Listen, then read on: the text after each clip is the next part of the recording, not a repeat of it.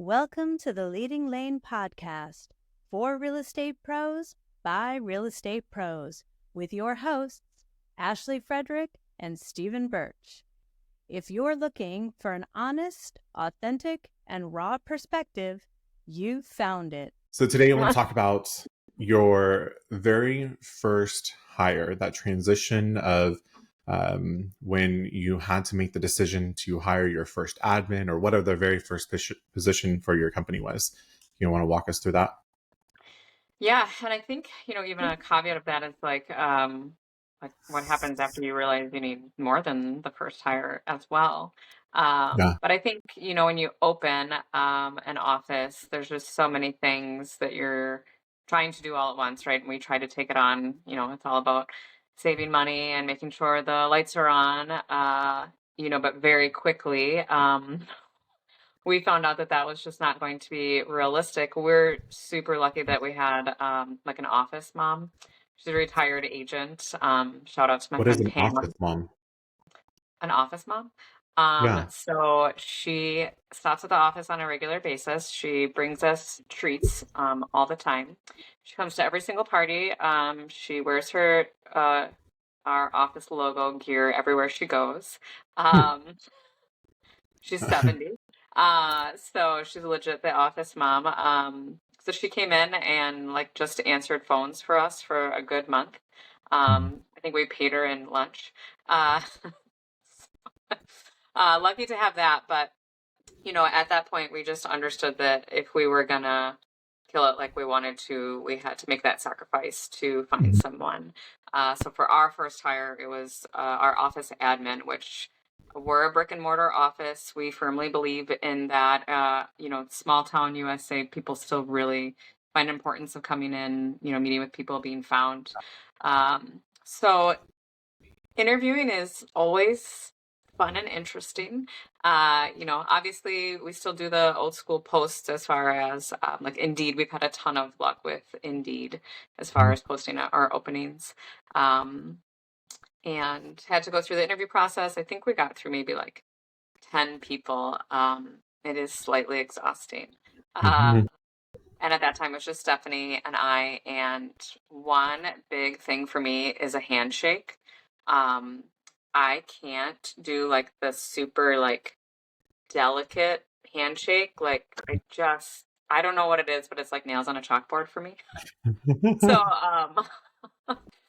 people do the strong handshake. I promise you. Like I've been complimented before on a strong handshake. So there's definitely some self-confidence and whatnot that goes behind that. So a couple of those, the handshakes almost like put it out of my mind immediately. So then it goes into, what that looks like, trying to find that right person. And let's be honest, it's not always going to be that first hire that's the right person. I think that also when you're growing a company and going through dramatic changes, some people can hop onto that very quickly. Some people are stuck in their ways. So we stuck with that person, I believe, for a year, and then went through another admin, and then our third admin, which is Jessica, seemed to be the perfect fit. And I think that that's what people need to understand again, is that it's okay if the hires don't work out. You have to kind of do trial by error. And I think that too, throughout that, you get to get a better idea of what you were or weren't looking for. Like once that role is actually established and what they're doing, and maybe the qualifications that you thought you wanted or needed, you actually want something different. And, we can talk about how Jessica's transitioned into other roles and what that's looked like. But for us, it was definitely a scary thing. But once you realized that we weren't spending our time and effort where it needed to be, that's when we were like, yep, we have to do the hire. Yeah. So like, what was going through your mind? Like in that transition, like, yeah, we need somebody, but I don't really necessarily, not that you don't want to pay them, but you're not having to take on this financial responsibility to ensure that, they get a paycheck and it's consistent for them, and our check is not consistent. How are those feelings? It's tough, especially when we opened. I think I mentioned last time it was March of 2020. So we were going through this interview type process right in the midst of all this COVID craziness. And I think that also made things, I'll be honest, looking back, that was just a super strange time to open an office. And then, you meet someone and um, you have to wear masks at work and you can't go anywhere or do anything. So I think that was part of why that person didn't necessarily work out, is because it wasn't like, I know it was real life, but it didn't feel like real life to me because you couldn't Right, right. interact the same. Like you couldn't have get-togethers.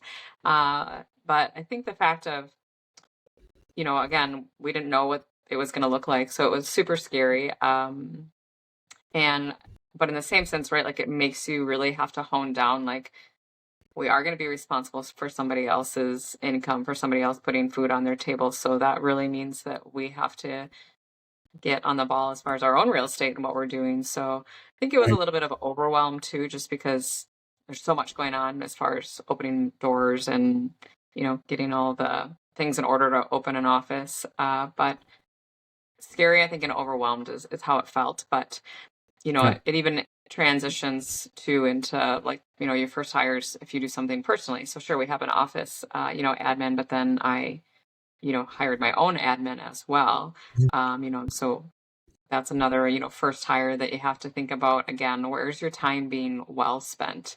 And it's kind of, Hmm. money per hour. And is it being spent where it should be? Or are those admin type duties that you're now doing versus, staying in touch with your clients, getting to contracts, those types of things? Sure. For me, it was definitely eye opening. I mean, a lot like you. Like I could do everything myself. I can do everything myself. And then once came to this position of like, all right, if we're gonna grow, like if I want any sort of personal time or to do anything at all, I truly need somebody. And so being able to delegate that out was truly eye opening for me, because then that each time that we hired somebody and they were a great fit, like our business scaled tremendously. Mhm. So I really think that each step of our growth in business, like we can almost identify the right person in position. Our first hire, and I think Kim is my true first hire. I had a lot of trial by errors previous to her, Indeed. which are good. Like, I It mean, is. learned like I don't like this. I learned my pet peeves. I learned exactly what I wanted, and I definitely knew, like when we were hiring for a true position, like we Ryan and I had that conversation. Like we've been paying part time. We've been paying, in my opinion, less than par salary, because that's what my grandmother was doing. That's the way that it has always been done. So we knew that if we had to make that investment to get the time and the people that we really want, um, like we have to be able to invest into them. And yes, it's scary that we're spending even more money on them, but that's the quality that we were looking for, right? So with Kim, she was the one that we really took a risk. I'm calling it a risk. It was even scarier than the first hire because we were jumping up pay tremendously. Um, but I've known Kim for pretty much my entire life. She actually was the one that helped us out. I was friends with her brother in high school. And there Oh, may have been a party, and she may have to be the one to come and get us and get the alcohol and everything. So, we definitely have a little bit of a history there. So even in the interview, I was like, all right, like we know each other, but we don't know each other like that. Are you sure this is something you really want to do? And when we were having that conversation, she told me what she was making. And still, even with where we were stepping up to, we were still not even to the number that she was at. So I was like, why? Like, why would you want to come and step down, position pay wise? I think it was like $3 or $4 decrease to where she was at the time. Um, and her mom was going through breast cancer. Her boys were in sports. She was doing all of these things, and at her previous job, like she couldn't even have her freaking cell phone. So if her mom had a medical issue, or the boys had a call out of school or whatever else, like she couldn't even answer her phone or go to their ball games or anything else. So she was like, it's so important to me to be able to have the flexibility if I need to be able to jump out and I need to be able to go. And I think family is first, right? Like you have to mhm. be able to provide that to them. So even though that she was taking less hourly, she gained way more in the freedom and flexibility, and that was more valuable to her. And so I think that another thing is to make sure when you're speaking to people, you are truly understanding what their motivating factors are and what the value is for them, so you can match them. It's not always the monetary per hour salary rate. It very well could be other incentives or anything else that you're providing on there. So my favorite story about Kim in our interview, we were chatting and whatnot, and I was like, I really need somebody that I can trust. Like, I need to make sure that it doesn't matter what comes in the mail. Like, if it's a huge bill or you see our credit card bill or whatever else, like, you're not judging us. Like, we don't need that. We need somebody that's there, be able to look at it, understand where we're at with the company, and be able to move. And she was like, got you. And then I was like, well, do you have any other questions? Like, I feel like this is a good fit. And she goes, you need to trim your nails. I was like, what? She's like, you need to trim your fingernails. And I was like, what are you talking about? She's like, they're too long. And I was like, all right, you're definitely going to be a good fit. Yeah. As much as it irritated me, the fact that like you're telling me what to do, but I need somebody to be able to tell me that my fingernails are too long, or what if I have something in my nose? Like, I want somebody to feel like to tell me what's up, and I need to trust this person. And then in an interview, you're telling me that my fingernails are too long. I feel like you're going to be somebody that's going to be very blunt and understand my work, my direction. And so I just thought it was really funny. And it's been what, 5-6 years now that she's been with us, and she has grown from admin, like receptionist, very simplistic position. That's all I ever knew. And then she has grown with us, and she wanted to be a part of the journey. And that was in that conversation that we're going to grow, and we need somebody to grow with us, but understand there's going to be some shitty ass times and there's going to be great times. So, being able to grow with somebody that understands the vision and wants to be a part of that vision is huge. And I mean, now Kim is really, she's the director of operations for our company, and she's the one that writes our checks for the company. Like, I honestly, like, let's not tell her this, I don't even know how to write a check out of our own company account.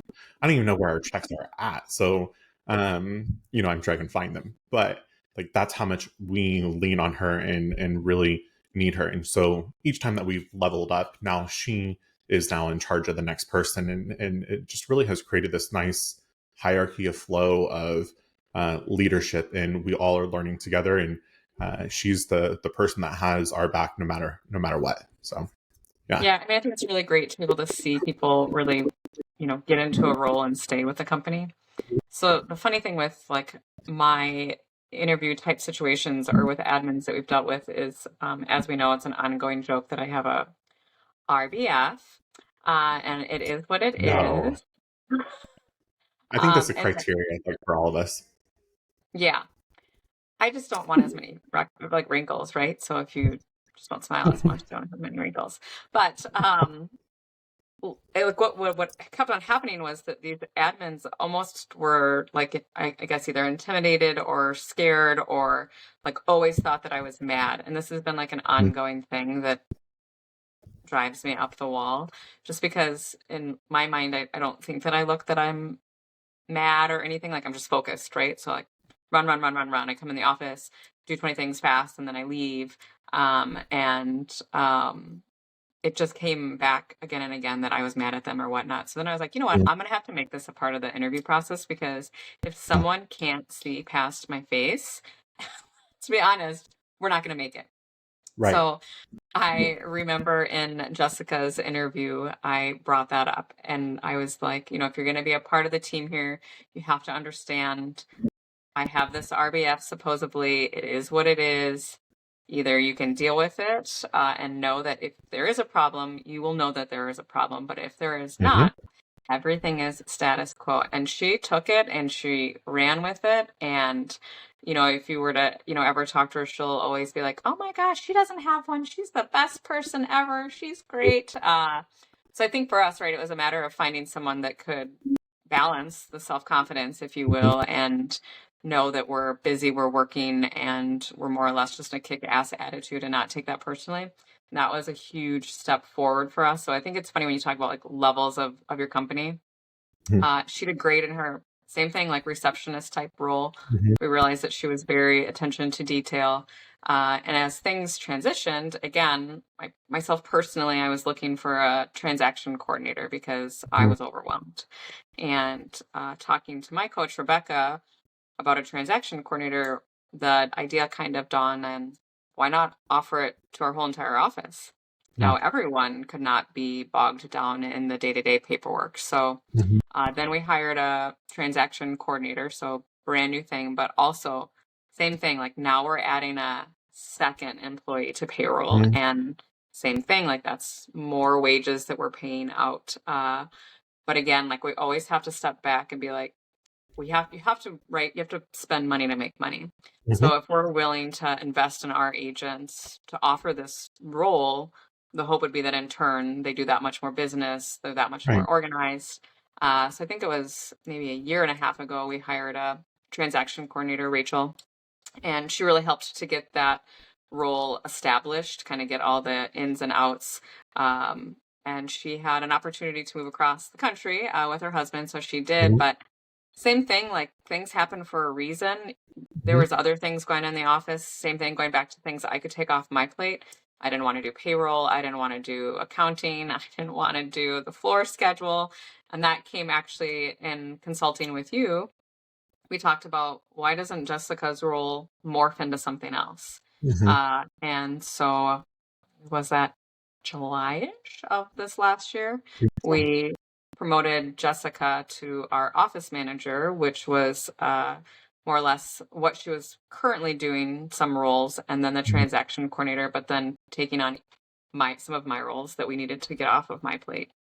And watching her in that role is something to me that has been amazing to watch. She was such a quiet, little timid person when she came in. Mhm. And it's so fun. Like, her mother in law will stop me and be like, "Oh my gosh, she's so happy. She's such a different person. She's way more outspoken." No idea where she got that from. But, to be able to really like impact someone's life like that. And last week, she posted on our Facebook, which I thought was really cool. And we try to help people. We do 90-day plans with all of our staff all together. And one of hers that we did probably like 5 months ago was to be debt free.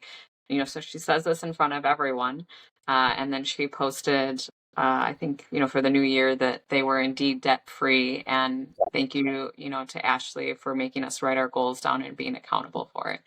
And like, to have that type of impact on someone, it's pretty amazing.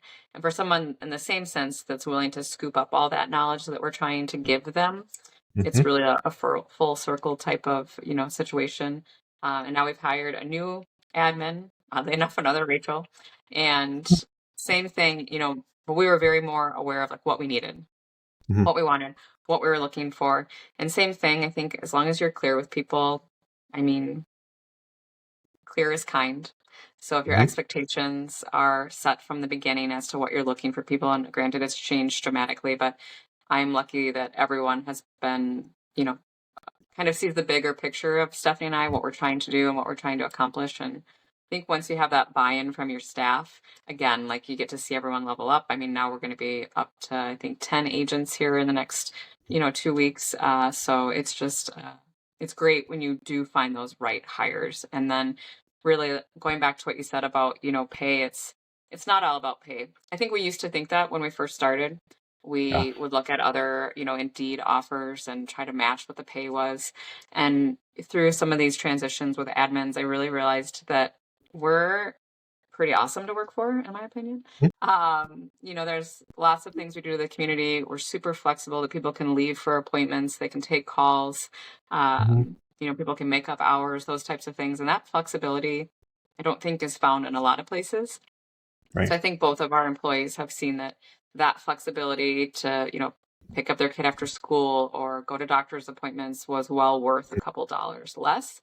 Plus, just coming to work in a healthy environment is definitely worth a little bit less. I think all of them would agree to that.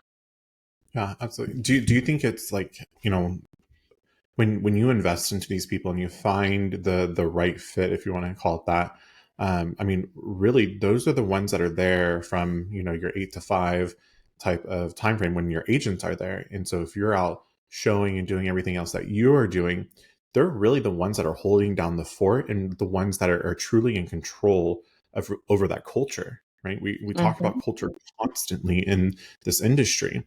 And I think you have to be able to empower your employees and your staff so that they can turn around and empower the agents and support the agents, which then equals that culture. And I think that's where a Mm-hmm. lot of people miss that, yes, it's scary as shit to go ahead and hire your first person, but there's so much more than them just doing tasks for you and offloading and delegating to them.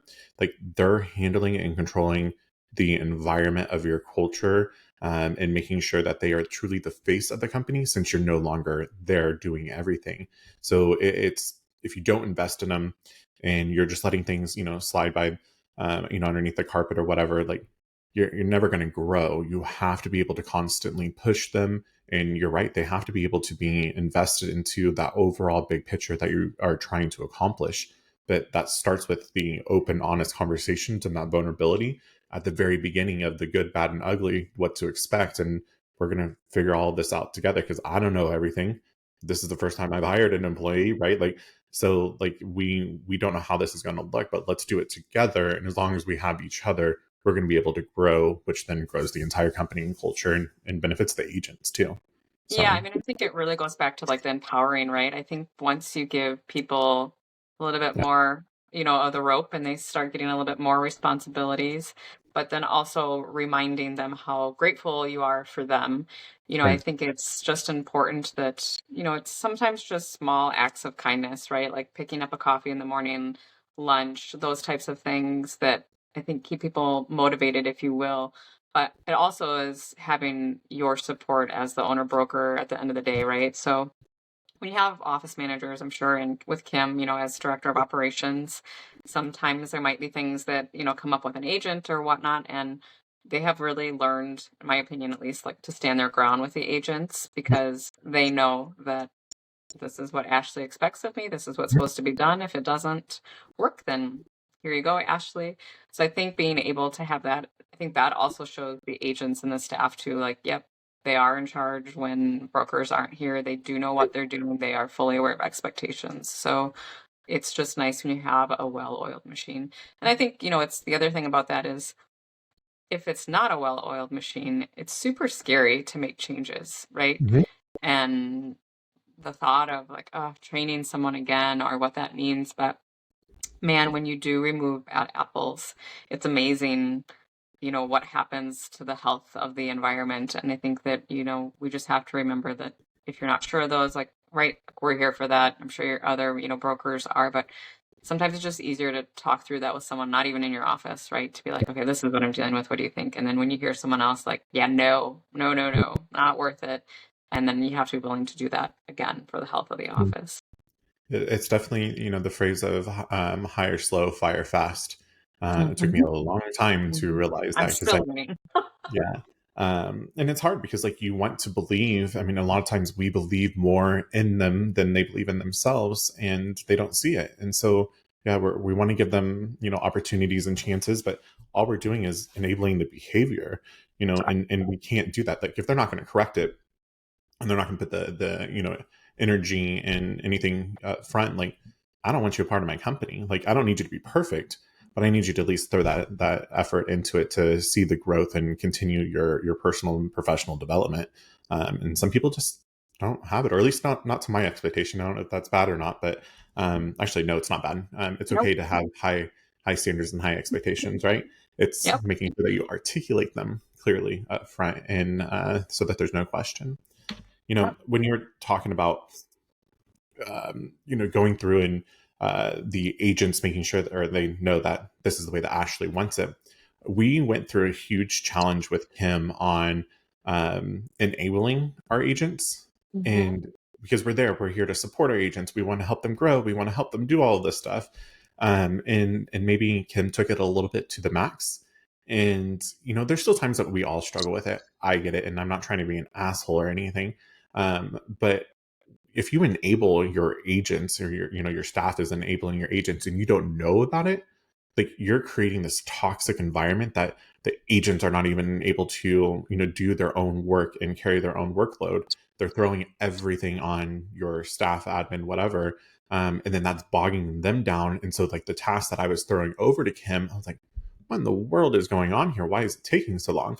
Well, it's because she was bombarded doing other people's work, and that is not within her lane. So we have a thing in our office now. We call it stay in your own lane. And we say it constantly. I think I say it at least 2 or 3 times a day for myself that that's not my lane. Somebody else can handle that, right? Yep. But we had to really break that mold for Kim, and I had to put it in a perspective and use an analogy. She was a para before, and I said, Kim, when you were working for the school district and you were in a classroom full of elementary kids and you're there to help them, did you do their work for them? And she's like, well, no. So what is the difference between what you're doing the work for agents here, but you didn't do the work for the students there? What is the difference? And she's like, okay, I get it. Like I never thought of it that way. Yeah. So I think it's understanding and recognizing their history and their past so you can pull those experiences that from them and be able to correlate that to your business and give them an analogy to understand and make sure they truly make that connection versus just barking orders. Did it irritate me? Absolutely. Did I say it multiple times? Absolutely. But until I brought that into, realization for her, like right once we did that, she was golden, and it was a totally different change in environment in our culture. So Yeah, I think that goes back to the open communication, right? So same thing we had, right? I think everyone tries to help everyone so that we can quote unquote keep the peace and yeah. whatnot. So I was finding that admins were doing things that weren't their job. And then I would be like, hey, like that's not your responsibility. Why are you doing that? Well, it's just, easier instead of going back and asking them to do it again. And then I was like, okay, but if you multiply that, so if you do that 30 minutes a day times 5 days a week times a Right. month, like how many hours now have you done that wasn't what you were hired to do? Mhm. And I think that it was, again, just empowering them to be like, nope, I need to have this done before we continue, right? So we had to we had to set some policies and procedures too that, if Sure. this isn't done, your listing doesn't go in until it's done. If Right. this isn't done, the file doesn't close and you don't get paid until it's done. Mhm. And I think that, again, it's making the agents more responsible for their files and making sure that, they're all the same, right? So I don't want you don't want one agent getting a help from someone but not the other one, so then you just try to keep it a level playing field with everyone, and then that's, I think, where even agents, then if they all have the same expectations, I think that that's where they get treated better with one another even too. Right. Right. Absolutely. And it's so funny, like looking back at some of the stuff that we experienced with our agents and with Kim and other staff as well. I mean, we all are constantly learning together. Right. And sometimes it's easier for people to point fingers at other individuals versus pointing the fingers, three fingers back at you, that you need to look into the mirror first.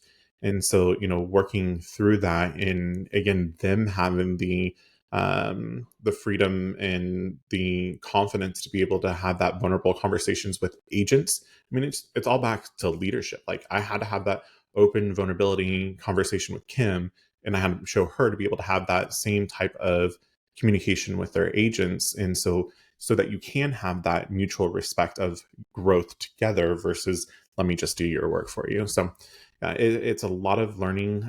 There is no, in my opinion, there is no easy like way of handling, managing, leading people, and there is not a blanket one size fits all. Like Never. like you have to have it on an individual basis every single time. It has to be fair across the board, but you have to really, as a leader, drill it all the way down to that individual or correlate it to them so that they understand, and then be able to articulate that to the rest of the team so everybody now is truly on the same page. Yeah. Definitely. Cool. So employees are huge. I wouldn't be able to do what I'm doing now if I did not have the employees that we have set in place. And each time that we hire somebody, it's scary as shit. I constantly think that if I don't make the payroll, then they're not going to be able to feed their kids and pay their mortgage and all of this.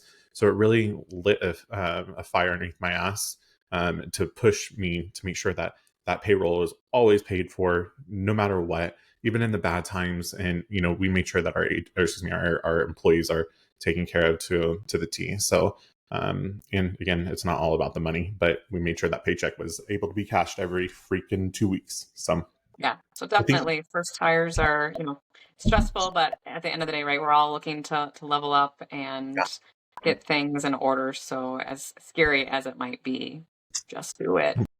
they're your force multipliers. And I have a rule of thumb. I'll leave you with this. My rule of thumb when I hire an employee is I want to make 4 times, or they should be making me 4 times the amount of their payroll. So I should get a 4 times return of investment per hour that I'm paying them. And I'm very clear with them when I hire them that you're getting paid X. So X multiplied by 4, that's what you need to be producing for the company every hour. And we really get down to the metrics, and I'm open with them about profits and everything too. So they know that they're there to be force multipliers, to be able to multiply the business, to push me where I need to go so I can continue to grow the company. And it's, I don't want to call it a well-oiled machine, but it's very nice, very Yeah, smooth. that's So awesome. I think maybe our next podcast, what we need to talk about, since we're kind of on the employee side of things, is the marketing coordinator, director of marketing that we hired in going into photography and expectations. So talking about Awesome. that additional support. Good with that? Cool. All right. Thank you, everybody, for listening. Please like, share, comment. Let's get as many people that we can to listen to what we have to say. So we appreciate you listening, and talk to you soon. Bye. Toodaloo. If you've enjoyed today's episode, please like, subscribe, and share with others. Stay connected for more genuine insights and strategies to boost your real estate career on Facebook, or check out our website. We'll see you next time.